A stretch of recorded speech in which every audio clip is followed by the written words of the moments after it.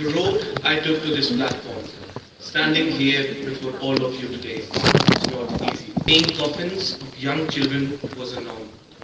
Helping those affected by violence, and because of those memories, I was compelled to pursue an education.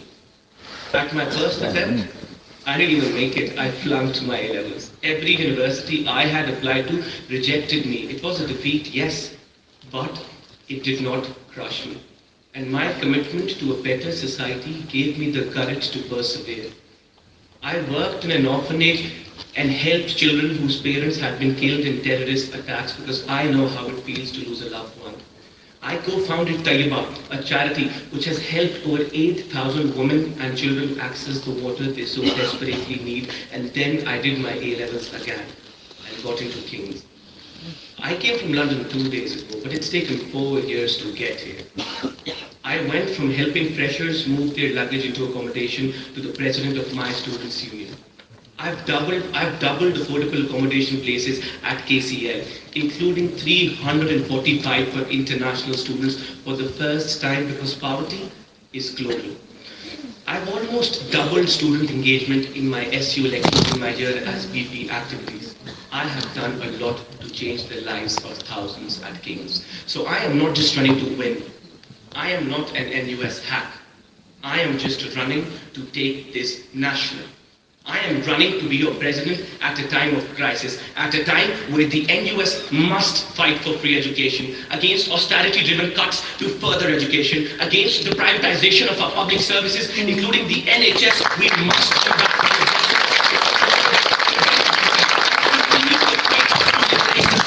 women, LGBT people, disabled people, people of color, migrants, workers, refugees, and others. We must face Brexit in 2019. We need a fighting student movement that will not only raise our voice in the halls of power, but take on the streets to win our struggle. And yet, I don't see one in the NUS. This February, with little else but the support of their families and the living room, approximately 20 angry teenage students started a movement in Florida. As a result, thousands across the USA have marched for an end to gun violence, and there are hundreds of us sitting here representing 7 million students across the UK in this time of struggle, and the NUS does nothing. The average student is 50,000 pounds in debt. Where is the NUS? The mental health crisis is literally killing students. Where is the NUS? The outfit of the foreign state of our education has led to occupation at nearly 25 universities, including my own. Where is the NUS? Now here's a vision of the NUS that we can build. Imagine an NUS that is more than just the NUS Extra Card, that is more than bureaucrats sitting in conference rooms with management, an NUS that the average student can connect with, an NUS that fights for free education and pragmatically tackles value for money, an NUS that tackles the ills of society with effective liberation campaigns and provides resources to all students, not just sabbatical officers and activists. Now this is my NUS. This would be your NUS too. You might be hearing from me for the first time. I may not be your friend. I may not be in a faction or a WhatsApp group.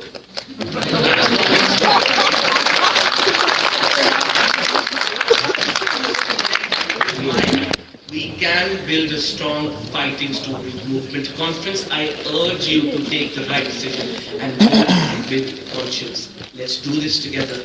For all of us, vote Momin Saqib #1 for NUS President.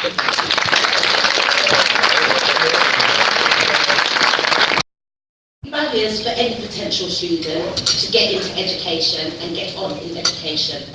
But the barriers are much higher for those from working class backgrounds. Those from wealthy backgrounds are 2.5 times more likely to know about degree apprenticeships. The number of adult learners in FE has dropped by 1.3 million in less than 10 years. Young people living in the highest participation areas remain 2.3 times more likely to go to university than those from the lower participation areas. Dropout rates for working class students are rising. We have to smash the barriers to getting in and getting on. But we can only do this if we understand how class and poverty impacts on access and participation now, and the ways that we can improve education for working class students in the future. That was my main reason why I established the Poverty Commission. Because NUS doesn't have all the answers, but we know the people who do. In true spirit of NUS collective values, we wanted to bring together everyone who could help us identify the problem and, most importantly, identify the solutions.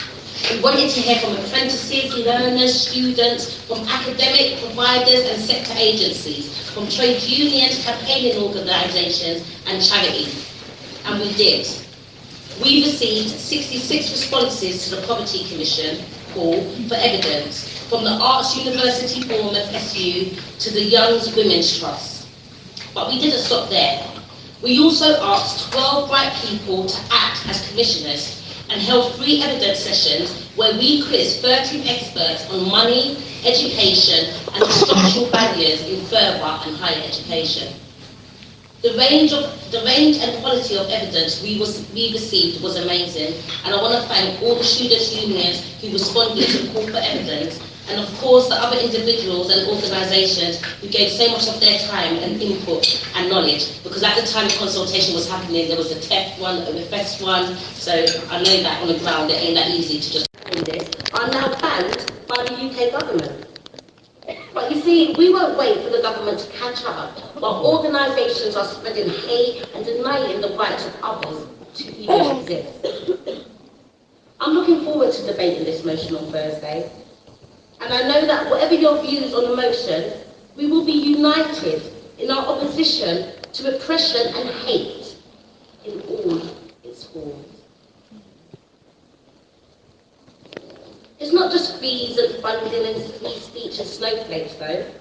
All year, my amazing VP team have been battling marketisation too. You will know that we rightly expected involvement in a new Office for Student boards.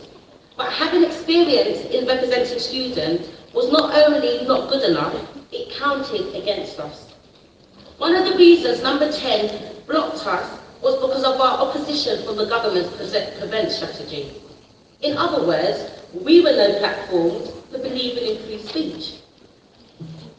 But away from the headlines of who's on the board, as Office of Students consulted on its framework, we did amazing work together that we must not forget.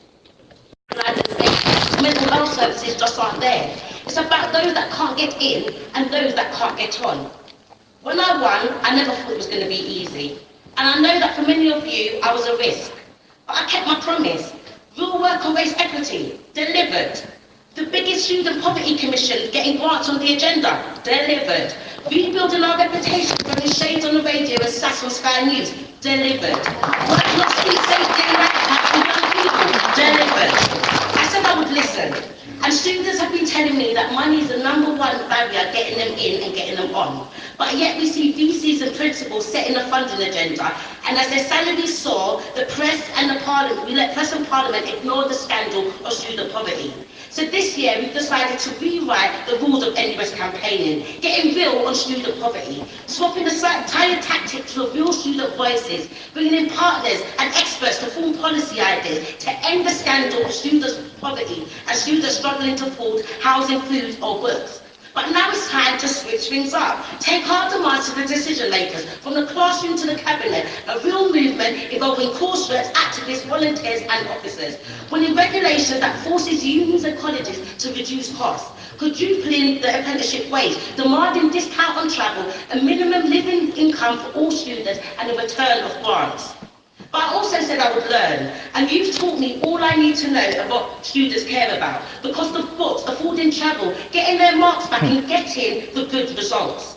So just like you do every day, I've been out and about talking to the bigwigs, getting real on students' rights. We got change on the Students' Loan Company, got bigger block grants for FE, won the Voice in the Equality Code and demanding action on mental health and attainment gap. But there's more to do. A national students' rights survey from everything from advancements to student appeals, automatic voter registration. So whenever there's an election at all, we are ready. At NUS that gives tools and tactics and arguments and plans to agitate the change and win on campuses. But I also said I would lead. When I took over NUS, it was a mess. Just like you do every day, we're starting to make big internal changes, cutting back on costs, getting real internal on your priorities, thinking how to boost your income so you can do your job. And we need real change, putting you in the tent of NUS turnaround, a proper service and benefit statement for SUs, a new way to develop and debate issues and policies constructively, supports and briefings and training for everyone in the student movement. That's what we can do if we get real. A strong, smart campaigning union where students are powerful, fit for the fight and fit for the future.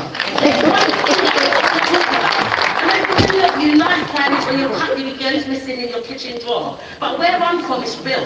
Stabbings, domestic violence, gang culture, kids getting in with the wrong crowd, getting in trouble, kids dying on our street.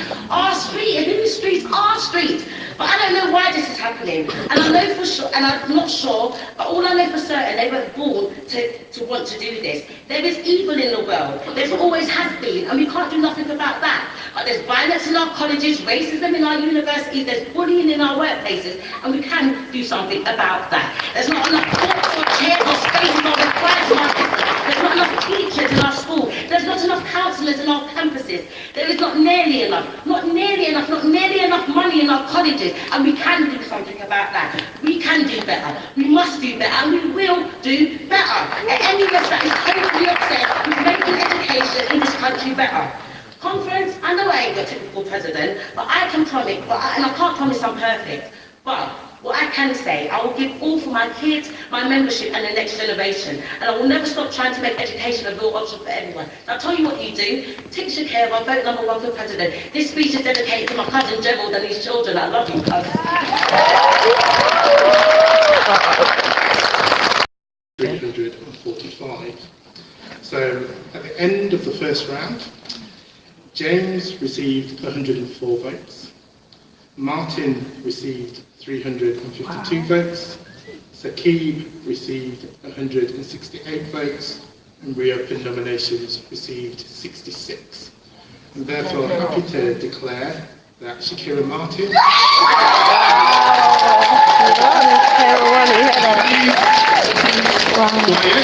I have not finished. I would also like to congratulate all the candidates in the election, because it's never easy getting here on stage and live.